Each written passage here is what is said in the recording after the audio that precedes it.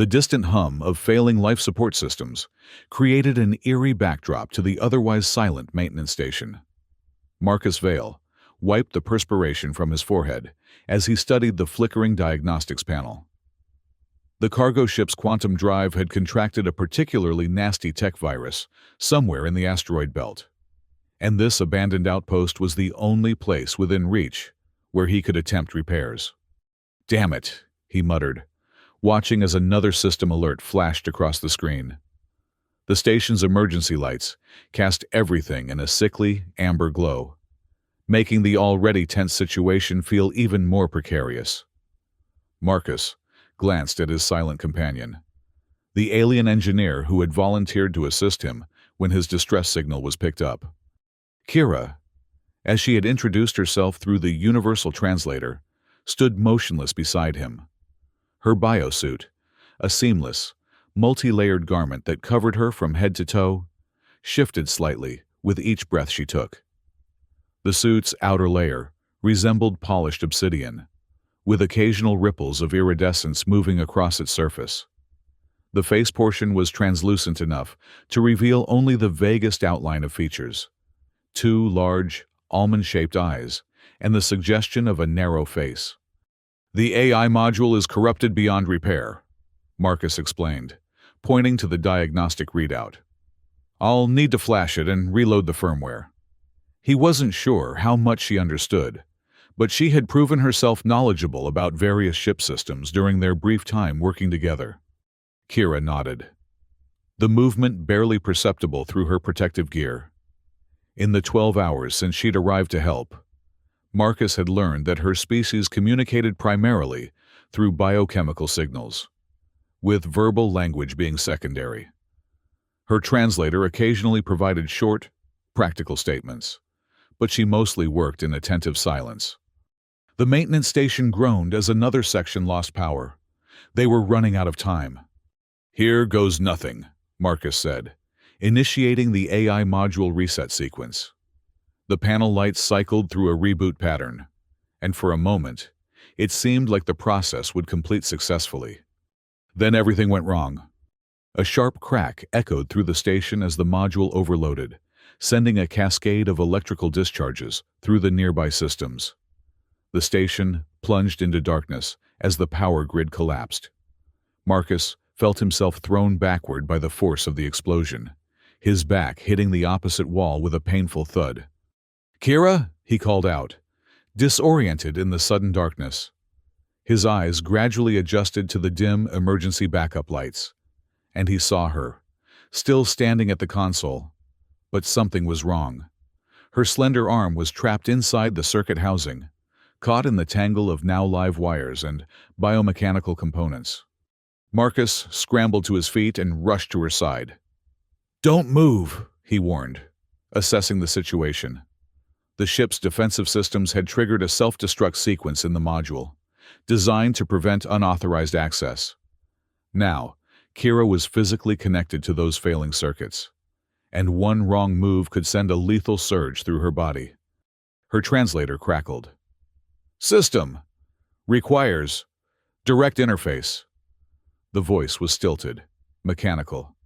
Nothing like what he imagined her real voice might sound like. "What do you mean?" Marcus asked, searching for tools that might help free her.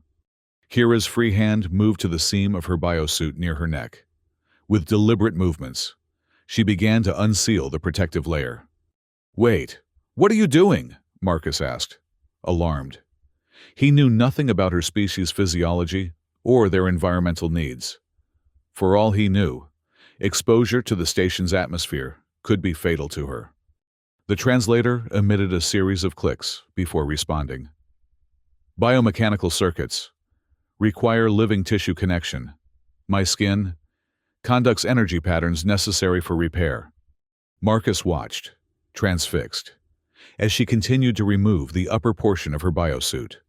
The station's emergency lights flickered erratically, casting intermittent glimpses of what was being revealed beneath the protective covering.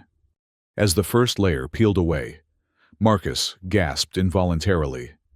Beneath the obsidian-like exterior was not another layer of clothing, or even what he might have recognized as skin. Instead, Kira's exposed shoulder and arm emitted a soft, phosphorescent blue-green light. The luminescence pulsed gently, like the rhythm of a heartbeat, sending patterns of light rippling across her exposed flesh. "Your skin." Marcus couldn't finish the sentence, too astonished by what he was seeing. "Is bioluminescent," her translator supplied, "essential for communication and energy manipulation." The light from her exposed skin cast new illumination on the darkened workstation, revealing the complex array of circuits where her other arm remained trapped. Marcus could now see that the failing module had created a biological lock, a security measure that required organic material to reset. "The system needs biomechanical authentication," Kira explained, her translator becoming clearer as she exposed more of her luminous skin to the air. "My species developed technology that interfaces with living tissue. I must remove more of my skinwear to properly connect." Marcus swallowed hard, suddenly understanding what needed to happen. "You're going to use your body to jumpstart the system." She nodded once, firmly, and continued the process of removing her protective covering. As more of the biosuit came away, Marcus found himself facing an ethical dilemma.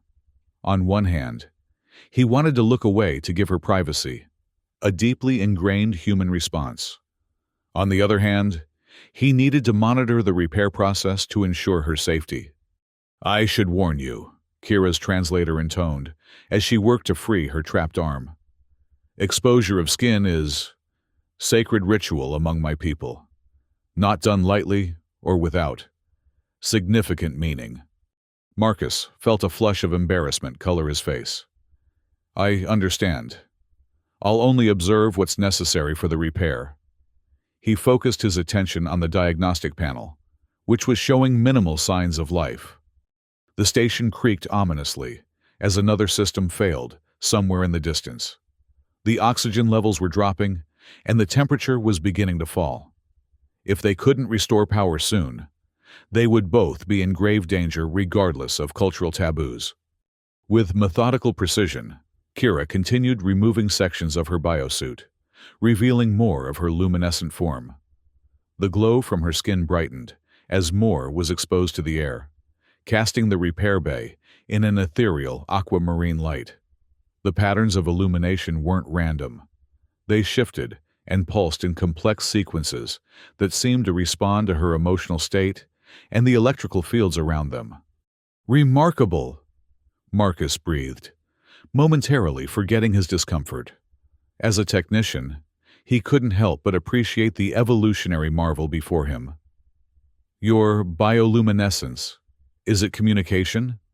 "Yes," she replied through the translator.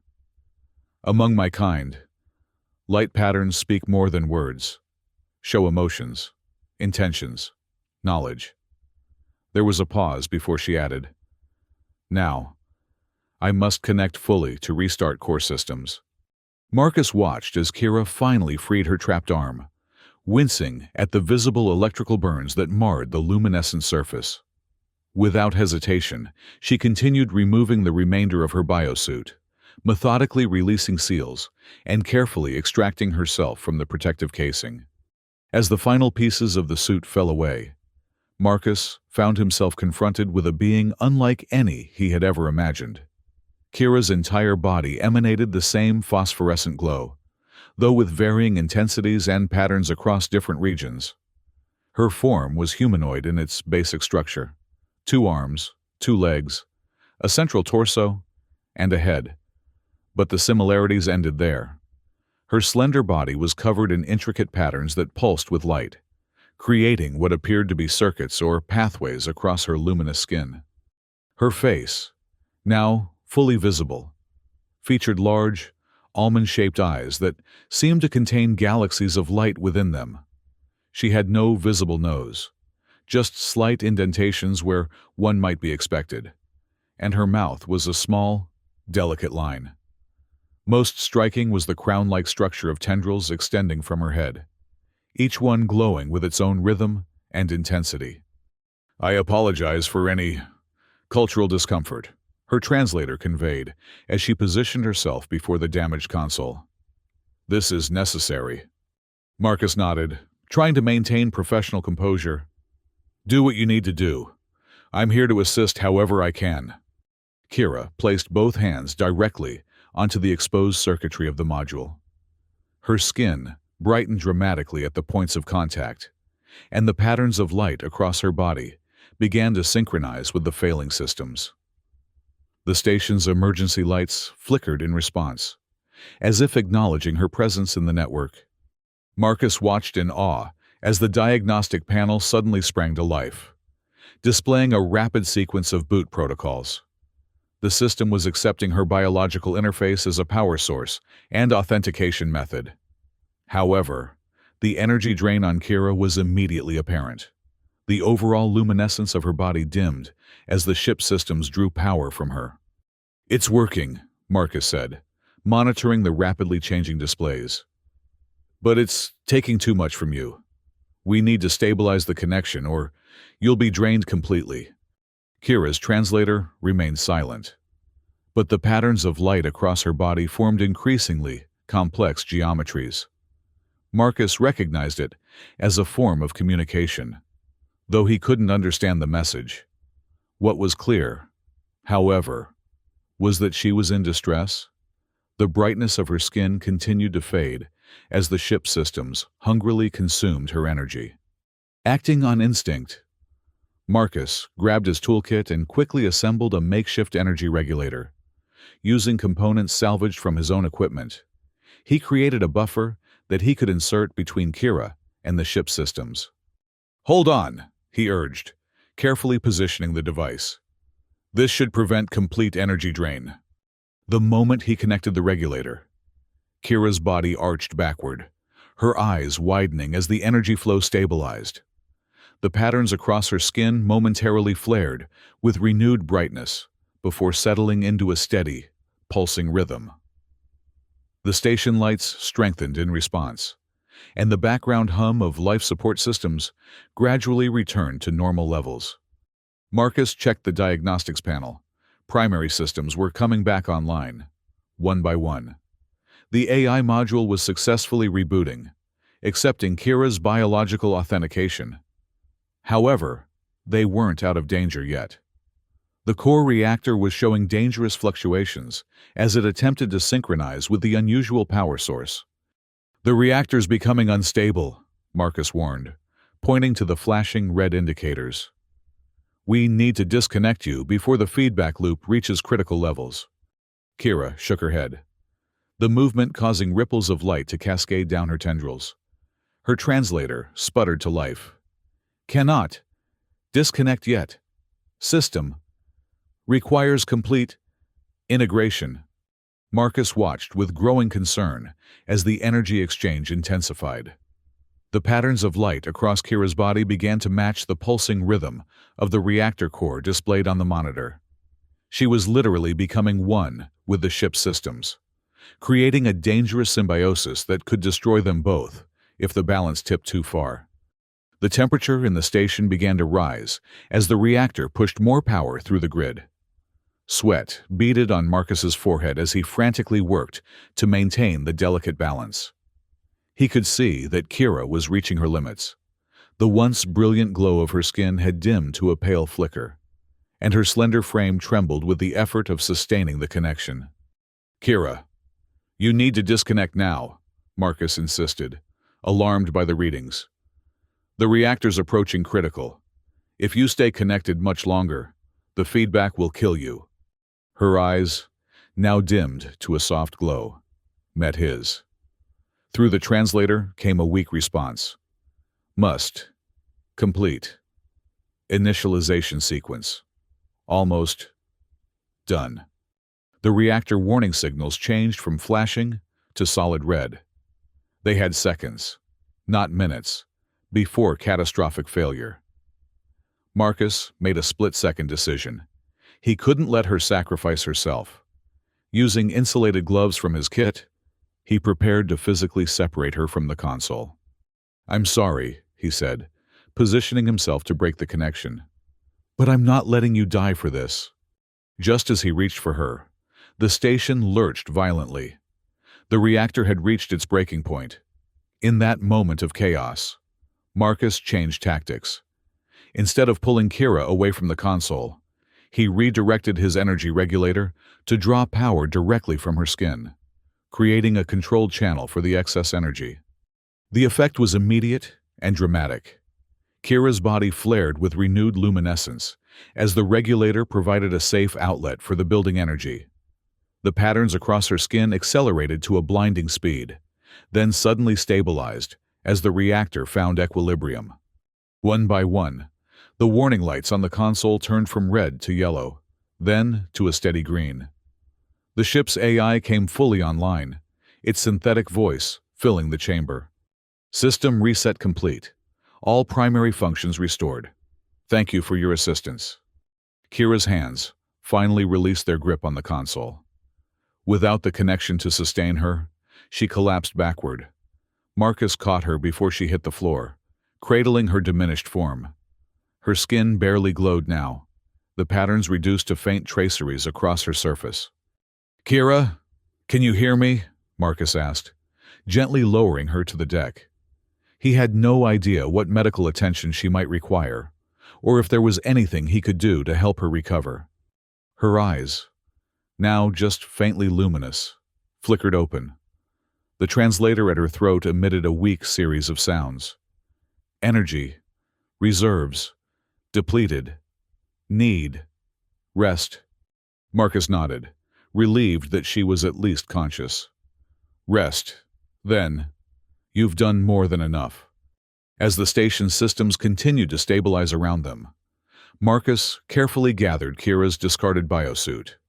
He wasn't sure if she would want to put it back on immediately, or if exposure to air was beneficial in her depleted state.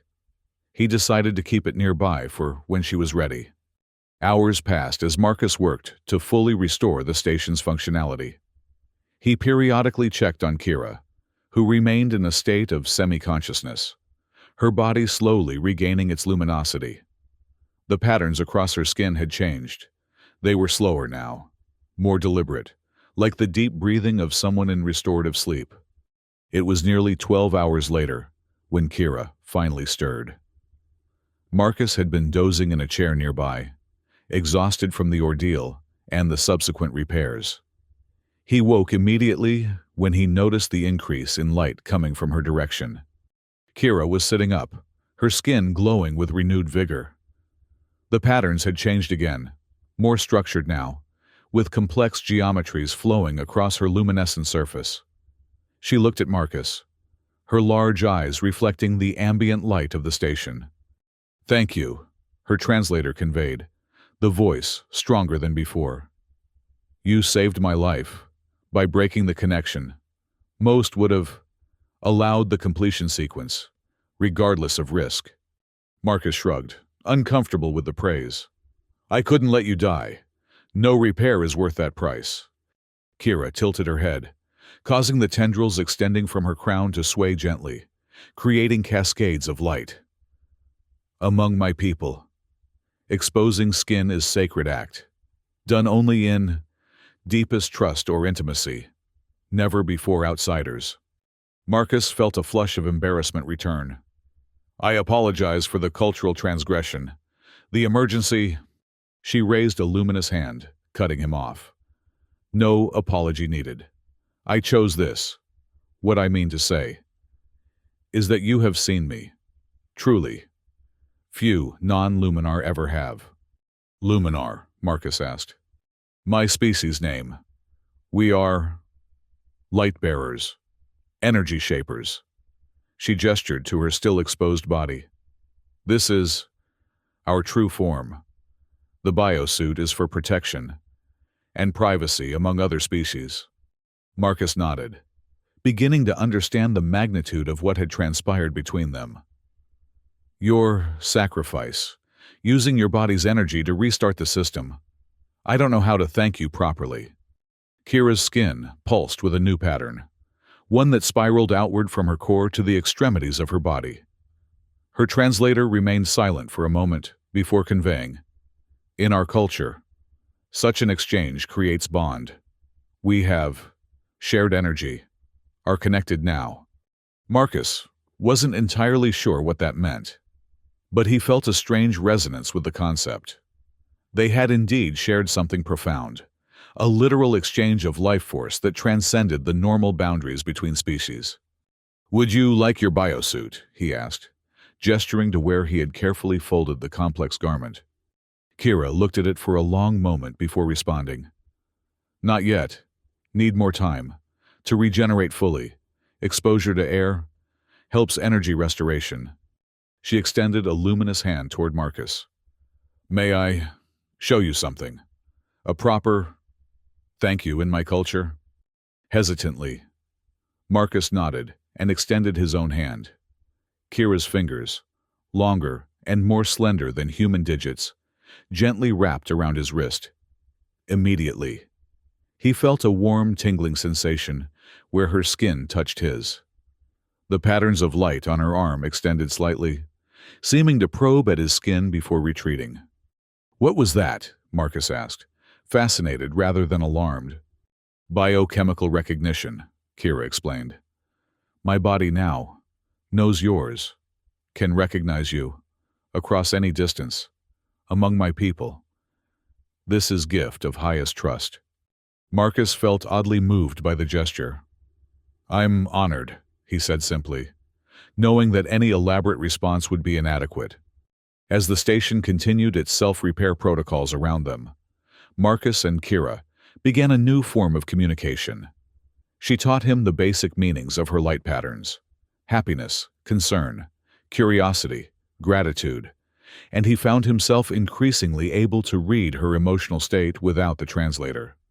In turn, he explained human facial expressions and body language, which she studied with intense interest. Her large, luminous eyes would narrow in concentration as she tried to interpret his smiles, frowns, and shrugs. Days passed as they waited for the station to complete its repairs and for Kira to fully recover her strength. During that time, a unique bond formed between them, one that transcended the normal barriers of interspecies communication. Marcus found himself fascinated by Luminar culture, as Kira described it, through both her translator and increasingly complex light displays. The Luminar, she explained, had evolved on a world orbiting a variable star. Their bioluminescence had developed as both a response to the fluctuating light levels and as their primary means of communication. Their technology had grown from this biological foundation, creating systems that responded to and integrated with their natural light emissions. "Our ships are extensions of ourselves," she explained one evening as they shared a meal. Nutrition capsules for him, and what appeared to be pure energy absorption for her, as she placed her hands on specific power nodes around the station. "We do not pilot. We commune with vessels, become one with them." "Like you did with the station systems," Marcus noted, watching the patterns of light that accompanied her explanation, complex spirals and branching networks that mimicked the very systems she described. She nodded, her crown tendrils bobbing gently with the movement. "Yes, though that was crude connection, emergency measure. Proper joining is more balanced, less dangerous." Marcus had been thinking about that moment, when she had fully connected with the station systems, risking her life in the process. "Why did you do it?" he asked finally. "Risk yourself for a stranger's ship?" Kira's light patterns shifted to a slower, more deliberate rhythm. Her translator remained silent for so long that Marcus thought it might have malfunctioned. Finally, it conveyed, "My people believe. All energy is connected. Your distress was disruption in universal flow. Helping you was helping balance, was right thing." The simplicity and profundity of her answer left Marcus momentarily speechless. In his years of interstellar cargo hauling, he had encountered many species with many philosophies, but few had demonstrated such a seamless integration of belief and action. As Kira's strength returned, she began to spend short periods back in her biosuit, though she would remove it during their conversations, explaining that proper communication required the full, light language of her exposed skin. Marcus gradually became accustomed to her luminous form, no longer feeling the initial shock or discomfort at her alien physiology. On what would be their final day at the station, both the ship and Kira now fully repaired, they stood together in the observation dome, looking out at the asteroid field that surrounded them. The distant sun cast long shadows across the cratered surfaces of the floating rocks, creating a stark landscape of light and darkness. "My vessel arrives tomorrow," Kira said, her translator no longer stuttering or pausing as it had in the beginning. Her command of the translation technology had improved significantly during their time together. "I will return to my people." Marcus nodded, surprised by the pang of regret he felt at the thought of her departure. "My cargo ship is ready to go as well. Thanks to you." Kira turned to face him, her biosuit partially removed to expose the upper portion of her luminous form. The patterns across her skin formed complex geometries that Marcus had come to recognize as indicators of deep emotional expression. "Among my people," she began, her light patterns intensifying. "When lives are joined through energy exchange, a marker is sometimes given, a way to find each other again across the vastness of space." From a compartment in her biosuit, she withdrew a small, crystalline object. It appeared to be a simple pendant on a chain, but as she held it in her luminous palm, it began to glow with the same phosphorescent light as her skin. "This is a resonance crystal," she explained, holding it out to him. "It contains a small portion of my energy signature. With it, you can call to me across any distance, and I will hear." Marcus stared at the glowing crystal, understanding the significance of what she was offering. "This seems like a very personal gift." "It is," she acknowledged, the patterns on her skin forming what he now recognized as the luminar expression of certainty mixed with hope. "But appropriate. You have seen me truly, have saved my life. In luminar understanding, we are connected now." Carefully, Marcus accepted the pendant. The moment it touched his skin, it pulsed once brightly, then settled into a gentle, rhythmic glow that seemed to match his heartbeat. "It recognizes you," Kira said, a note of satisfaction in her translator's voice. "We'll always respond to your life energy." "I don't have anything similar to give you in return," Marcus admitted, feeling inadequate in the face of such a meaningful gift. Kira's skin flashed with patterns he had come to recognize as the equivalent of gentle amusement. "You already have. Your decision to save me, rather than complete station repair, was gift of highest value. Showed respect for life, over mission. This is most sacred principle among Luminar." She reached out and briefly touched his chest, directly over his heart. The sensation was warm, tingling, like a gentle electrical current passing between them. "Besides," her translator conveyed, as her skin pulsed with complex patterns, "part of your energy signature remains with me, result of our connection." The realization that they had exchanged something fundamental, something that transcended physical or cultural barriers, left Marcus with a profound sense of wonder. In his years of interstellar travel, he had encountered countless beings, but never had he experienced such a deep connection with someone so fundamentally different from himself. "I hope our paths cross again," he said sincerely, closing his fingers around the crystal pendant.